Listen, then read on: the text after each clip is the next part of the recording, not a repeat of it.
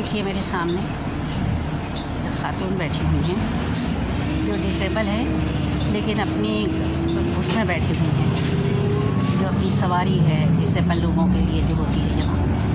और ये इतनी अच्छी बात है बसों में कि बाकायदा उनके लिए एक पैसेज उतरता है और उस पर वो अपने आप को अपनी गाड़ी समेत आ जाते हैं। मेल हो फीमेल हो, तालिब इल्म हो, कोई हो, तो डिसेबल्स के लिए यहाँ पे ख़ास तौर से ये है कि सड़कें ऊंची नीची नहीं हैं, एक ही लेवल की हैं, फुटपाथ एक ही लेवल के हैं। और बसों में जो थोड़ी सी ऊंची होती हैं उनके लिए देखिए प्लेटफॉर्म बना दिया गया है कि वो बाकायदा उतरता है और फिर खुलता है और फिर आ जाता है सवार अंदर और फिर वो बंद हो जाता है। इसी तरीके से उतरते हुए यही होता है।